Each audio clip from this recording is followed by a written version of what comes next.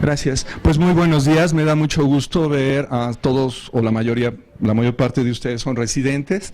Yo soy el doctor Martín Gallegos, me dedico a estrabismo y les voy a presentar algunas de las cosas que son mi hobby. Lo hago con mucho cariño y a mí, antes de empezar a operar a alguien, me gusta saber por qué está ahí en el quirófano, ¿no? ¿Qué vamos a hacer tú y yo? Yo te voy a operar. ¿Pero de qué? Si no sé ni qué tienes, o por qué estás aquí, o cómo llegaste aquí. Así es que en este idioma que tenemos entre médicos, cirujanos y todo esto, vamos a entender el día de hoy dos cosas. Un paradigma es una verdad que damos por hecho, pero esos paradigmas van cambiando. La ciencia finalmente no es otra cosa que un paradigma fundamentado. Es lo que hacemos con la ciencia cada que investigamos algo, y todos nos dedicamos a investigar todas las cosas. Quienes no deseen ajustarse a un nuevo paradigma estarán condenados a quedarse atrás, o quizás no solamente atrás, sino en un grupo aislado. Lamentablemente, a veces los nuevos paradigmas son difíciles de asimilar y entonces preferimos quedarnos en los viejos sistemas. Por ejemplo, el estrabismo. En el caso muy concreto de la endotropia, un viejo paradigma dice que el estrabismo puede ser acomodativo, no acomodativo o parcialmente acomodativo. Este es un modelo eucliano que está basado solamente en un punto de vista, el punto de vista del optometrista. Si le pongo lentes, se quita; si no le pongo lentes, sigue igual. O a veces con los lentes mejora, pero eso no te dice nada a ti como médico, ¿sí?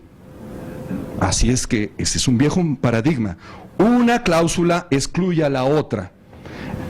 Pero podemos medir las cosas no solamente desde el punto de vista refractivo, desde el punto de vista acomodativo. ¿Qué te parece si lo estudiamos a través de otro tipo de medida? Así es que yo dije, oye, ya no te voy a medir estrabismo nada más como dicen los libros de texto gratuito. Con lentes, sin lentes y a pesar de los lentes. Sí, eso es lo que sale hasta en los cereales de Conflex, ¿no? Dije, no, ahora voy a medirte de otra forma, porque finalmente tú eres algo mecánico. Así es que vamos a ver cómo te comportas. De izquierda a derecha, de derecha a izquierda. Y mi esposa, que fue cronometrista, me tomaba el tiempo entre un ojo y otro y me dijo, Martín, ¿hay diferencia? Le digo, no, no te creo. Sí, hay diferencias. No, no te creo. Y bueno, pues pasamos un video, y después de un video, otro video, hasta que empezamos a darnos cuenta que existen tres grupos de estrabismos. Aquellos que tienen incomitancia horizontal, que la puede repetir toda la vida, que es un tipo de incomitancia horizontal que le llamé pasiva. Tuve que hacer, para un nuevo paradigma tienes que hacer tus propias palabras. Me dice mi esposa, oye Martín, tú ya tienes todo un diccionario tuyo, que nada más tú le entiendes. Pues sí, pues ni hablar, nada más yo me entiendo, pero ahorita, espero que un día me puedan entender los demás. Otro tipo de comportamiento durante el trayecto de versión es que no tenían alteración, no tenían incomitancia. Y otro grupo de estrabismo tenía un tipo de incomitancia que le llamé variable o activo. Ah, entonces, y es otro punto de vista. Ya no nada más es el que me decía el optometrista, porque sabes que yo soy estrabólogo, yo no puedo pensar como optometrista. Así es que, clasificando todo esto, dije, bueno, ya tengo tres grupos, ahora vamos a ver algunos de los signos del estrabismo. Hice una lista de signos y me di cuenta que estos son los más interesantes para mí. La presencia en nistagmus latente, de desviación vertical disociada. Todos saben lo que es eso, ¿verdad? ¿Saben lo que es desviación vertical disociada? Un movimiento para... Sí, ¿verdad? No me espanten. Nistagmus de mirada lateral. Mira para que el ojo se queda así como las máquinas de escribir viejas. Ambliopía, disminución de la audición visual. Y supresión. Pero lo más interesante es que cuando combinas todas estas, te das cuenta que tienes una marca, que solamente la tienen completa los estrabismos congénitos. ¿Ok? Entonces, a esto le llamamos hace tiempo estigma congénito. Y entonces empezamos realmente a armar todas las piezas de un rompecabezas. Y entonces dijimos, bueno, ¿qué correlación matemática existe entre esta niña? Obsérvenla mientras yo les platico. Es la niña más normal del mundo, hasta que le pones un oclusor y aparece un nistagmus latente, una DVD, aparece también un cambio de medida angular, y aparece también, no sé si veas el nistagmus latente, ves el cambio de medida angular, y tiene un tipo de incomitancia que tiene un nistagmus de mirada lateral, y cuando vamos de derecha a izquierda, se adelanta, se atrasa, y produce como si una bola le pegara a otra, y nace el concepto de fenómeno en bola de billar.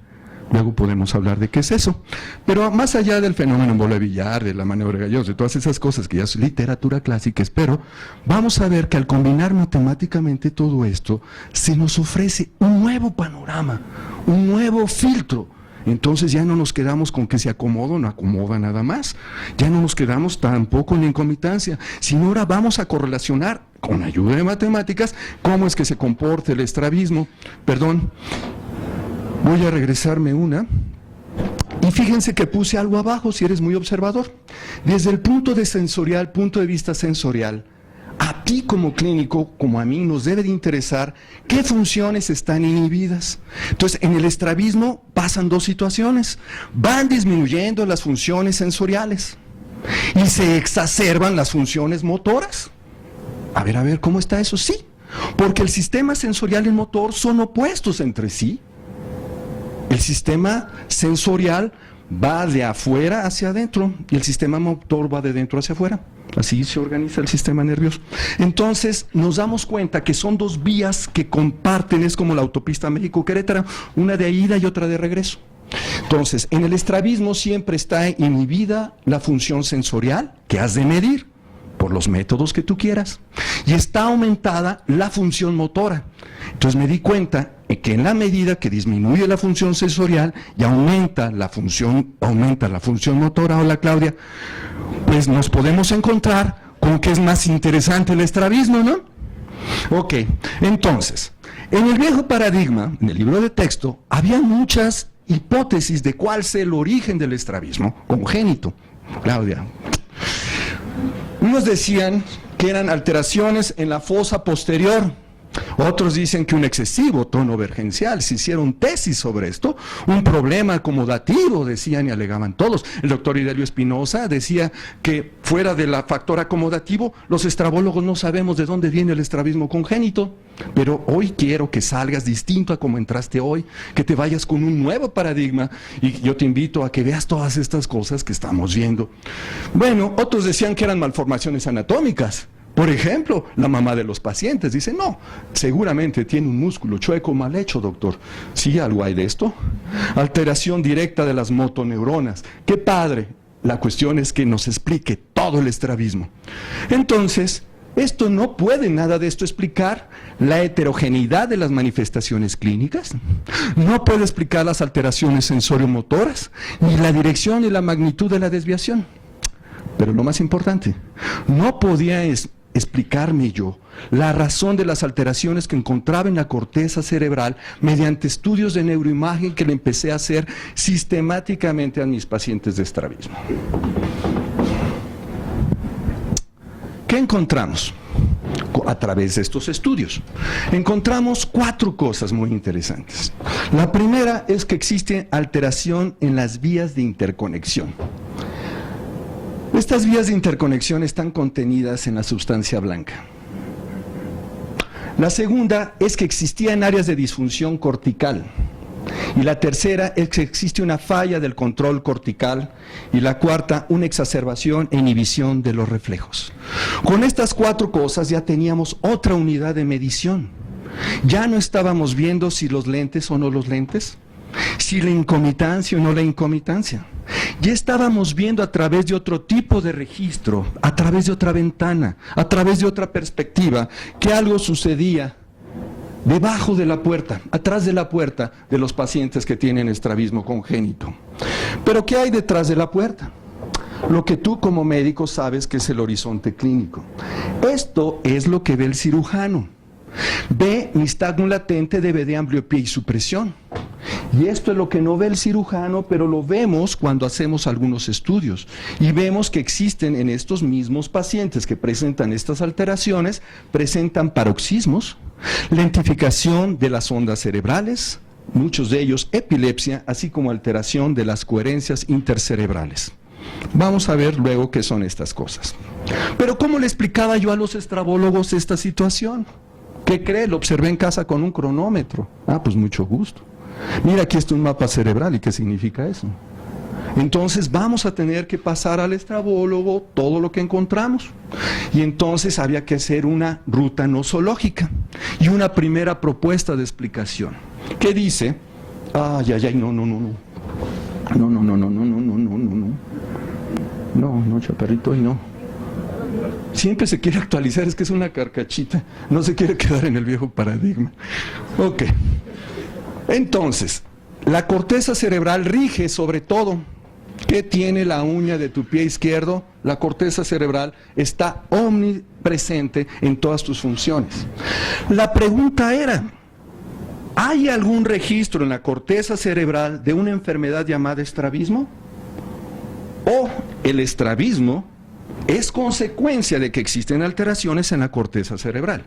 La vieja pregunta, ¿qué fue primero, el huevo o la gallina? Entonces, yo dije, la corteza cerebral debe ser la primera porque tiene un orden ontogénico superior. ¿Estarás de acuerdo? Tiene una superioridad ontogénica respecto a reflejos, por ejemplo, como que coordinan la ley de Hering, etcétera. A través de estudios un poquito sofisticados, que no quiero aquí aburrirlos, me di cuenta que lo que existe en la corteza cerebral es literalmente una falla del integrador neural, una falla cortical, porque la corteza es una red neuronal que puede fallar. La corteza cerebral se rige como el órgano rector de cada parte de lo que tú haces, piensas o dices. Esa corteza cerebral es como un general, es como el R3, aquí, ¿ok? Cuando no esté el R3, el R1 hace de las suyas. Pasa aquí en este hospital y pasa en nuestro cerebro y pasa en el estrabismo. ¿Cierto o falso? Cuando no está el mero jefe, aumentan los reflejos.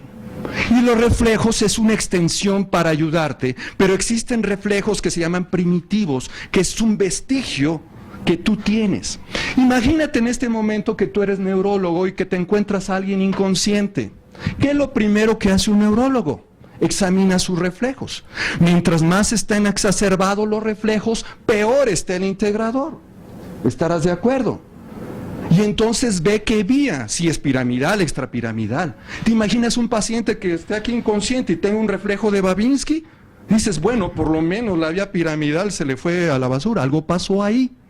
Pero ¿qué pasaría si el mismo paciente, aparte de estar inconsciente, está comatoso y tiene reflejo de Moro? ¿Hasta dónde se fue? Hasta atrás. ¿Por qué? Porque en esa misma medida está inhibido el general, la actividad cortical. En otras palabras, el integrador cortical. Finalmente, vamos a ver lo que decían las teorías, el efecto. Y vamos a ver que aumentan algunos reflejos. El de acomodación, por ejemplo. Y entonces vamos a entender el primer paradigma. Entonces varía de acuerdo a la acomodación porque tiene una dismetría en la acomodación. Y esa dismetría está dada porque tiene un exceso de convergencia acomodativa sobre acomodación. Pero ese exceso termina siendo una dismetría. No es normal, lo debía haber corregido ¿quién? La corteza cerebral. En mayor medida que haya un disturbio acomodativo, significa que la corteza cerebral está haciendo mal su rol, por lo menos en esa parte. Lo mismo sucede con las vergencias, con el aumento de tono y con la acomodación. Lo demás viene en cascada. Pero una cosa es decirlo y otra cosa es demostrarlo.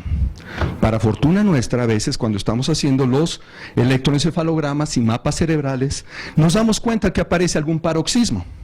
Y en ese momento, como está haciendo movimientos de versión lateral para ver si es incomitancia activa, pasiva, nos damos cuenta que cambia el trayecto de versión, existe un cambio. En otras palabras, la dirección correcta es de corteza cerebral que afecta al órgano efector, en este caso al músculo.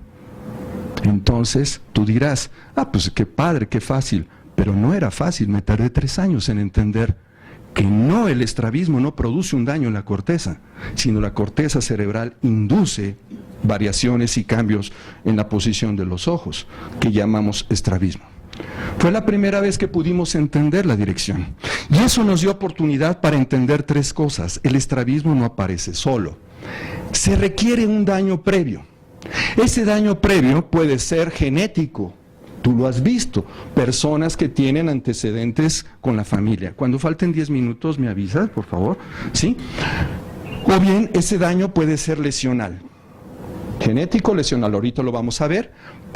Todo esto incide en alteraciones corticales, pero las alteraciones corticales es fácil decir que ahí están, pero ¿dónde? ¿Dónde exactamente? ¿En la sustancia blanca? ¿En la sustancia gris? Y vamos a ver que existen cambios neuroadaptativos que pueden ser neurosensoriales y neuromotores, que nosotros lo vamos a ver en la parte de rehabilitación, cómo se comportan antes y después de la cirugía los pacientes estrábicos. ¿Ok? Los hechos dicen, de acuerdo a todas las investigaciones que se han hecho antes, que el origen del estrabismo es multifactorial, es cierto. Predisposición genética, es cierto. Existe cierto grado de inmadurez neuronal, sí, si me defines lo que es inmadurez. Trastornos nutricionales, pero por favor díganme de qué tipo, metabólicos y perinatales, hemorragias periventriculares, crisis convulsivas neonatales, todo eso está asociado al estrabismo. Analizando en las diferentes historias clínicas qué podía pasar de esto, descubrimos que el 27% de nuestros pacientes tenían antecedentes estrábicos positivos. Esto quiere decir que existen familias sensibles al estrabismo. Dicho sea de paso, no se hereda el estrabismo, se hereda la predisposición a tener estrabismo. En una misma familia pueden coexistir exotropias intermitentes con endotropias acomodativas y parcialmente acomodativas. Y 2/3 partes corresponden a daño lesional. Vamos a ver por qué. Vamos a ver la opción A. El origen debido a daño genético. ¿Qué es esto? Cuando existen antecedentes de estrabismo en la familia, resulta que son familias que tienen susceptibilidad en la materia blanca y algunas de ellas también en la materia gris, de tal forma que no es infrecuente. ¿Puedes despertar a tu compañera? Gracias. ¿Está muy aburrido esto? Si está muy aburrido, ustedes me dicen. Les decía yo que en una misma familia pueden aparecer casos de estrabismo, pero también de epilepsia, de esquizofrenia, de déficit de atención, y pueden aparecer casos de autismo. Ah, caray, entonces hay cierta tendencia familiar a tener problemas corticales. O sea que el estrabismo no viene solo. Es más, en el mismo paciente puedes tener estrabismo más déficit de atención, hiperquinesia. Lo has visto en los consultorios de estrabismo, ¿cierto? ¿Cierto? Y si tú ves en todos tus expedientes, algunos de ellos están con tratamiento epileptógeno para epilepsia, o algunos tienen paroxismos en su electroencefalograma. Entonces esto nos invita a pensar que existe cierto grado de susceptibilidad y la habilidad genética de la sustancia blanca, y ahorita vamos a ver por qué es la sustancia blanca, y es la causa de 1/3 parte de los casos. Sin embargo, 2/3 partes de los casos los estamos teniendo ahorita debido a que estos productos antes fallecían. Ahorita tenemos bebés de 1,2 kg. Van a tener problemas en la retina, que ya conocen los retinólogos, pero van a tener alteraciones en la sustancia blanca, entonces se van a manifestar como estrabismo, que tenemos que vigilarlos. Estos pacientes no tienen antecedentes de estrabismo en la familia, sino tienen un daño directo a la sustancia blanca, y es la causa de 2/3 partes de los casos de estrabismo congénito. Estas alteraciones nos producen alteraciones del neurodesarrollo, y son debidas las más de las veces a hipoxia, asfixia, preeclampsia.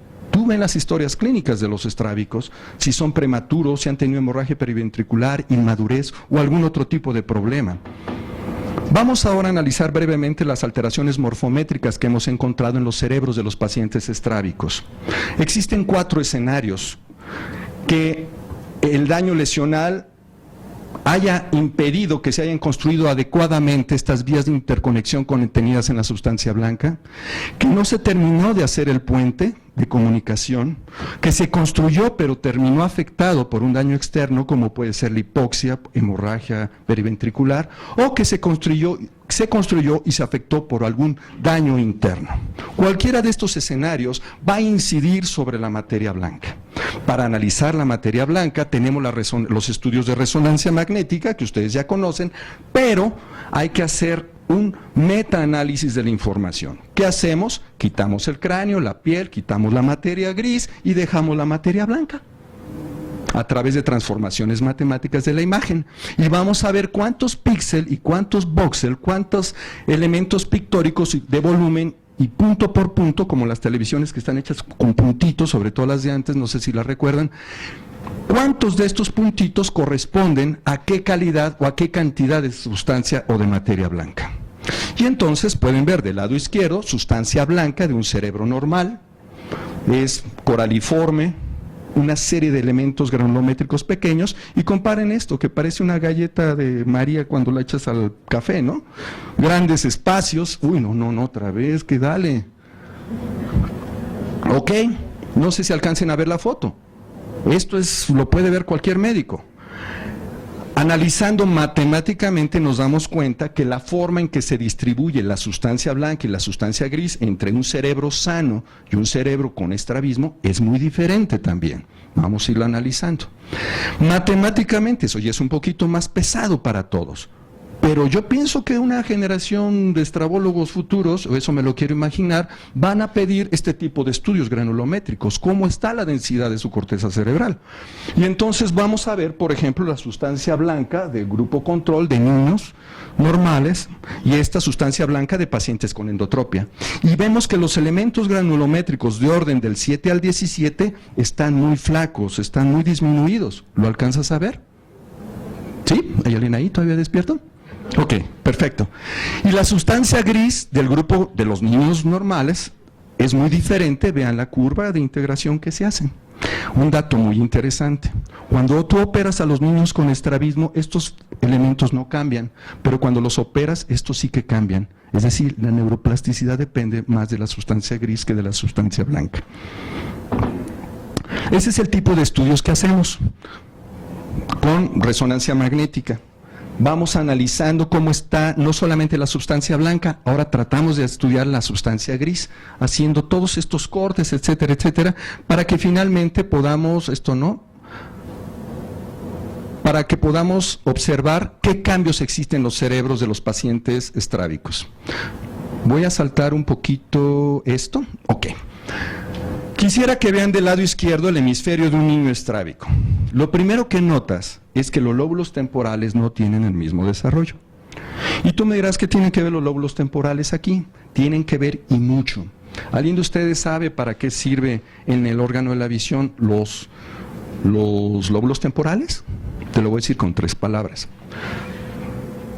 Doctor, ¿puedes cerrar tus ojos? Ya estaban cerrados, ¿verdad? Sí. ¿Puedes decirme de qué color es mi camisa? ¿Verdad? Abre los ojos. Nuestra memoria visual es torpe. Muy torpe. Por eso nos engañan los magos. No, ¿dónde quedó la bolita? Y hacen todo un negocio de esos. Es muy torpe. No tenemos memoria visual. La corteza cerebral está estriada, la corteza cerebral visual que le llamamos áreas B1, B2, todas estas, sirven, es como la central de abastos de la Ciudad de México. Llegan chiles, cacahuates, verduras, pero no te hacen una sopa. La sopa se hace en los lóbulos temporales. ¿Por qué? Porque necesitamos la memoria, necesitamos tomar la memoria de los lóbulos temporales. Ahí es donde está no está nuestra memoria de RAM, sino está nuestra memoria del disco duro. ¿Ok? Y entonces, en base a este nuevo conocimiento que ya tienes ahora, vamos a comparar cómo están los lóbulos temporales de esta niña con estrabismo y compáralo con una niña sana. Esto es el grosor cortical. No sé si puedas ver la diferencia. ¿Dónde es más grande la corteza cerebral accesoria? En el lado temporal, en el niño sano. Pero, para sorpresa de todos, pasa lo inverso con la corteza estriada, que es la corteza occipital. Es mucho más abundante en el niño estrábico que en el niño sano. Ah, caray. Y entonces, chispas, Martín, ahora explícalo. La explicación es muy sencilla. El niño estrábico necesita mucho para procesar en su memoria RAM, porque no tiene una buena memoria de trabajo en los lóbulos temporales. ¿Sabes por qué? Porque no se llevan bien, no se hablan entre el lóbulo temporal izquierdo y derecho. Y eso quiere decir que existe una alteración en la coherencia intertemporal. Hay un artículo muy interesante que publiqué al respecto, yo te invito a que lo leas. Entonces, hasta aquí podemos resumir que las modificaciones a la sustancia blanca consistían o la sustancia blanca que representa el sustrato anatómico. Es un sustrato estable, tiene una menor densidad en los pacientes estrábicos y produce una mayor cantidad de zonas bioeléctricas independientes. ¿Qué quiere decir esto? Imagínate que en este hospital llega una banda de ratas y esa banda de ratas muerde los cables de la institución. Yo te voy a decir, ¿sabes cuántos focos altas y bajas tendríamos en el voltaje? Muchísimas. Lo mismo sucede en la corteza cerebral. A menor cantidad de neuronas, mayor alteración de zonas independientes, mayor presencia de zonas independientes y mayor alteración en el voltaje. ¿Te parece justo que esto pueda ser un sustrato anatómico para las manifestaciones del paciente estrábico? Claro que lo es. Pero ¿qué pasa con la sustancia gris? Estas se modifican, como acabas de ver en los dibujos. Cambia y se redistribuye a lo largo de la vida de los pacientes estrábicos. Es la responsable de los cambios neuroadaptativos que se presentan después del tratamiento estrábico. Doctor, yo no sé qué le hizo a mi hijo, pero ahora ya no es tan burro en la escuela. Ahora es muy latoso. ¿Le han dicho esto a los estrábicos? A mí me lo han dicho. Doctor, yo no sé qué le hizo, pero ahora ya no se camina más rápido o es más seguro. Claro que sí, tiene una neuroadaptación y esta está dada en la sustancia gris. Ok, alteraciones funcionales. ¿Qué pasa con el estrabismo? Y esto es bien importante, doctor, si tú te vas a dedicar a la oftalmología. Debemos entender que tenemos dos vías muy interesantes. Una que parte de la corteza cerebral estriada y va hacia los lóbulos temporales que acabamos de ver, que es la vía ventral. Esta es para que podamos responder una pregunta. ¿Qué es? ¿Qué es esto que veo? ¿Qué es esto que me está explicando? ¿Qué es esto que estoy viendo, diciendo? Y otra vía que es occipito parietal, que te sirve para ver dónde está el objeto. Esta área entonces es más motora, esta es más sensorial, estarás de acuerdo. Pero las dos deben de estarse comunicando muy intensamente. La vía dorsal entonces es esta, la vía ventral es esta. Habrá alteraciones en estas vías, entonces nos pusimos a hacer, mediante espectroscopía, un estudio que se llama espectroscopía, ver cómo estaba el metabolismo de esas áreas. Y nos dimos cuenta que existen alteraciones muy importantes.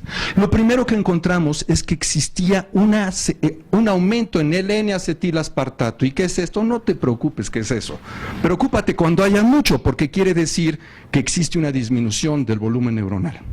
Y también existía lactato, ¿qué es eso? No te preocupes. Nada más preocúpate que cuando haya mucho quiere decir que hay algún tipo de sufrimiento neuronal. Dos cosas, disminución de la masa neuronal y aumento de la actividad de una forma que no es correcta. Así es que decidimos hacer, aparte de los mapas cerebrales, ¿alguien sabe lo que es un mapa cerebral? ¿Nadie? ¿Alguien sabe lo que es un electroencefalograma? Bueno, ok. El electroencefalograma lo interpolas y haces un mapa de todas las regiones que se estudiaron y te dice dónde hay humo, dónde hay problemas. ¿Ok? Eso es un mapa cerebral.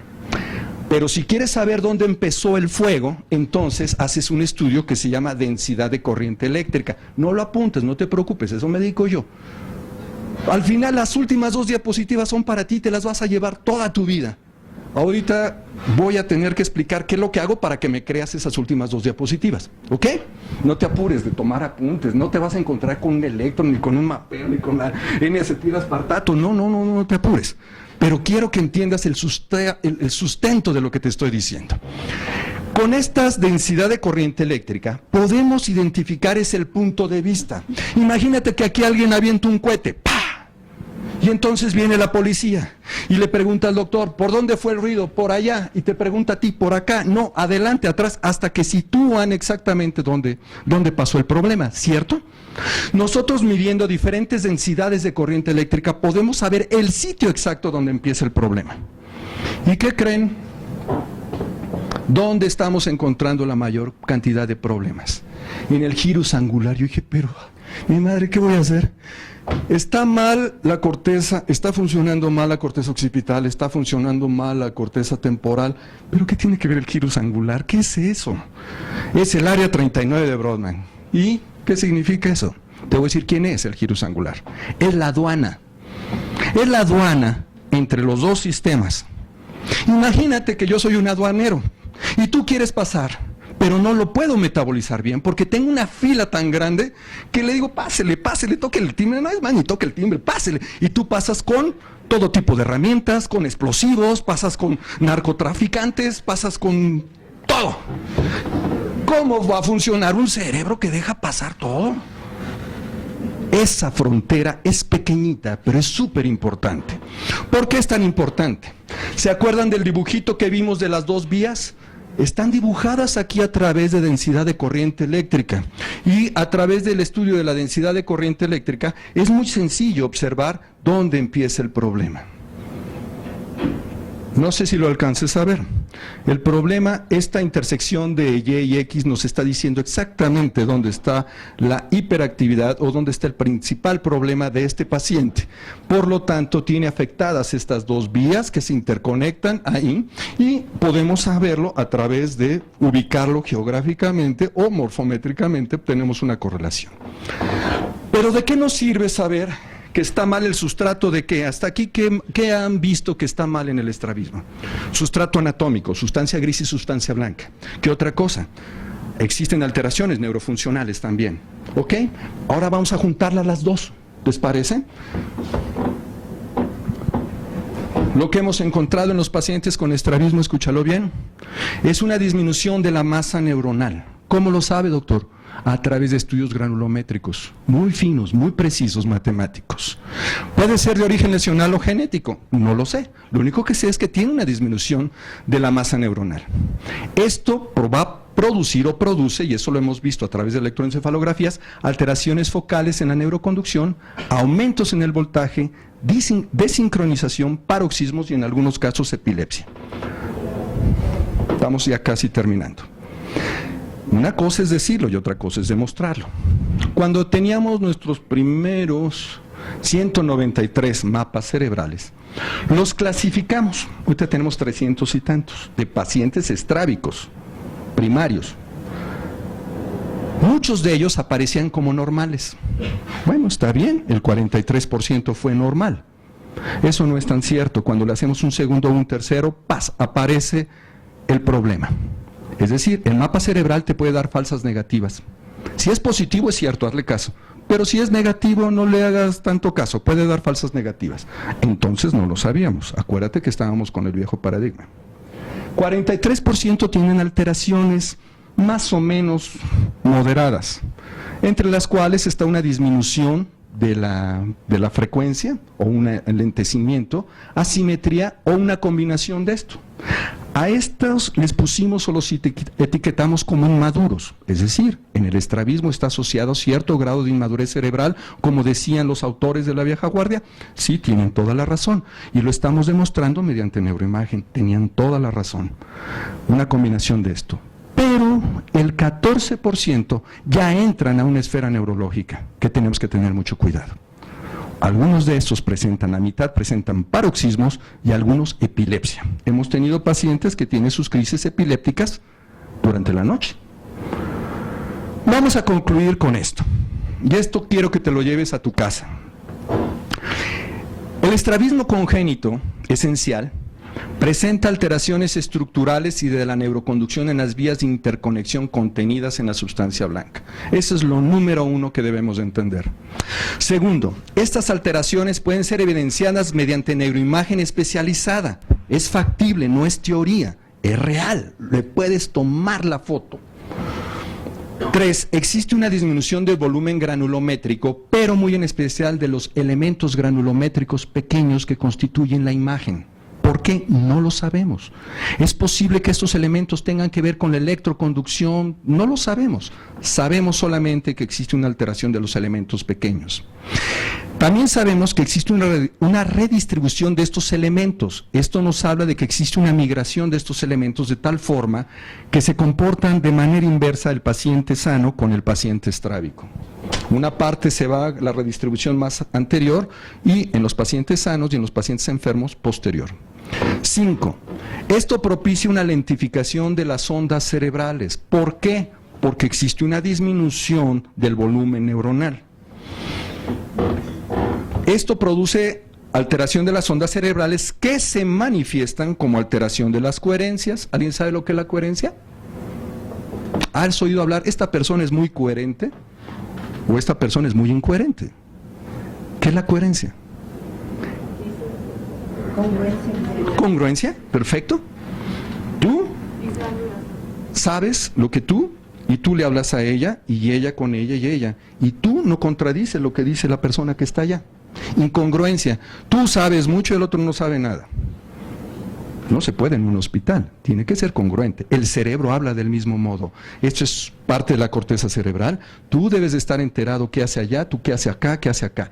Y en pares, lóbulo temporal izquierdo y lóbulo temporal derecho deben de trabajar como yunta. Si uno trabaja mucho y el otro trabaja poco, se le llama hipocoherencia. Si es lo inverso, se llama hipercoherencia. La alteración de la coherencia te habla que el diálogo interno de la corteza cerebral no es efectivo. Hipercoherencia. Estás tan ocupada, Claudia, que no le haces caso a nadie. Estás en tu mundo, estás hipercoherente. Estás hipocoherente. No te interesa el mundo. ¿Ok?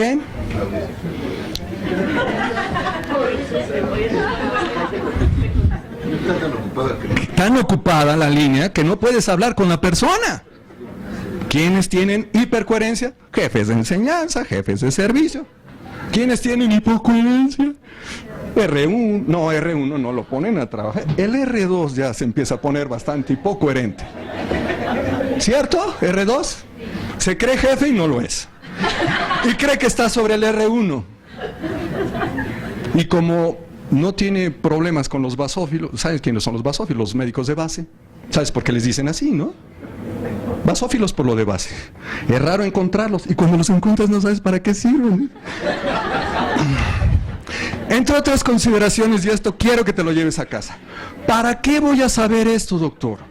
¿Qué me interesa a mí si lo único que me interesa son 5 milímetros para delante del ojo? Me voy a dedicar a segmento anterior a quitar cataratas y arreglar córneas. Todos quieren hacer eso. Pero atrás de un paciente que tiene esos problemas hay un ser humano, y atrás de ese ser humano hay un órgano de la visión que ocupa el 80% de la energía de tu cerebro. El cerebro pesa 2 kilos, pero consume el 80% de tu glucosa diaria. Y el 80% de esa actividad es visual. Estamos hechos para ver. Entonces, 1, para conocer mejor lo que estamos operando, ya no vas a llegar a la sala de cirugía y decir, ¿y este cuate qué hace aquí? Ya saber que tiene todo un historial de neuroalteraciones. 2, para reclasificar correctamente el estrabismo. Acomodativo, no acomodativo, pues cuando uno de los pasantes aquí, allá en Querétaro, me decía que acomodativo, casi le pico los ojos. ¿Cómo que acomodativo? 3, para conocer mejor el pronóstico de la enfermedad. ¿Qué le haríamos? ¿Qué le hacemos? Y eso le interesa mucho al médico. Dime cómo están las coherencias. ¿No te has fijado que este tipo de pacientes que varía, le haces un FADEN y resulta que se te va para afuera? ¿Sabes por qué? Porque tiene una hipocoherencia intertemporal que tú no le pediste antes. Porque no responden igual a la línea que le haces un FADEN que tiene las coherencias correctas a aquellos que tienen hipocoherencia. 4, para prever el comportamiento posoperatorio. ¿Qué crees? Lo operé y ahora resulta que tiene DVD. A ver, espérate. Vamos a ver cómo estuvo antes. 5, para entender por qué no siempre el resultado quirúrgico es el esperado. Señora, ¿qué cree? ¿Se le cambalachó? ¿Qué? Lo voy a tener que operar de nuevo. Señora, doctor, ¿por qué no previó esto? Pues porque no le hice nada de esto. Porque todavía no hemos clasificado bien. Estamos trabajando fuerte. Yo quisiera pasar, aterrizar esto y dárselo a los cirujanos y decir, mira, ten cuidado con esto, con esto, con esto. Pero pues me falta mucho. 6, para protegerte legalmente. No hace mucho me dijo un paciente, doctor, yo lo voy a demandar. Perfecto, yo también a usted. ¿Por qué? Pues no sé qué me va a demandar, pero yo lo voy a contrademandar. Usted no tiene la razón, yo sí. Y te empiezas a pelear con el paciente. Mi hijo estaba así y ahora está así. No, tengo el video y ahí está. No está tan así. No, pero no quedé. Lo que tenía un problema con la mujer. El problema no era conmigo, yo era el chivo expiatorio.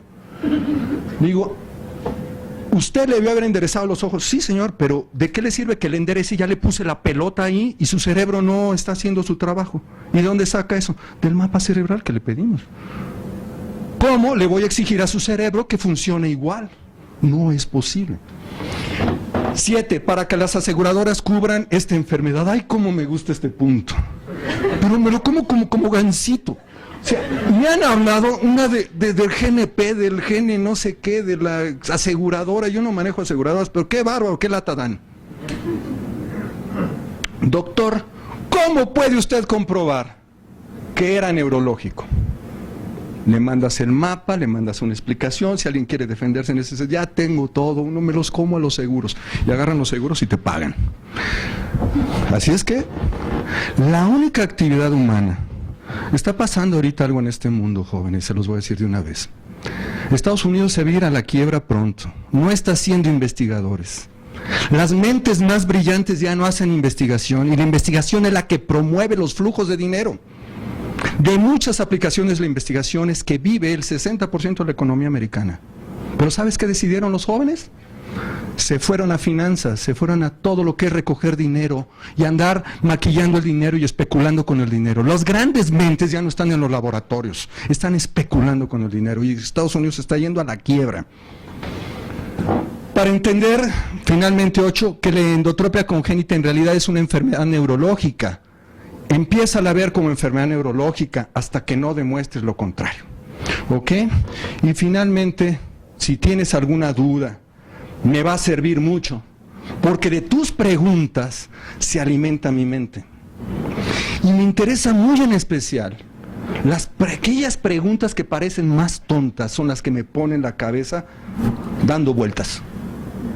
Esa pregunta que para ti te parece tan obvia, yo también la sentí obvia, pero las preguntas más intensas que me despiertan a mí son las que vienen de ti. Si te da pena aquí, si no quieres, si te da, ay, ¿qué diré el R2? No, me gusta el R3. Si tienes problemas sociales de ese tipo y no estás en la coherencia de vida, acabo de subir una página donde creo que hay preguntas y sobre todo en esa página hay muchos de mis artículos. Te invito a que las visites. Y si no, me escribes a Martín Oso, correo, bla, bla, bla. Pero creo que de todos modos, de preguntas no te vas a escapar. Haz a una, porque si no yo te voy a preguntar a ti y esa sí te va a hacer quedar, pero muy mal. Así es que mejor pregunta tú. Claudia, yo terminé.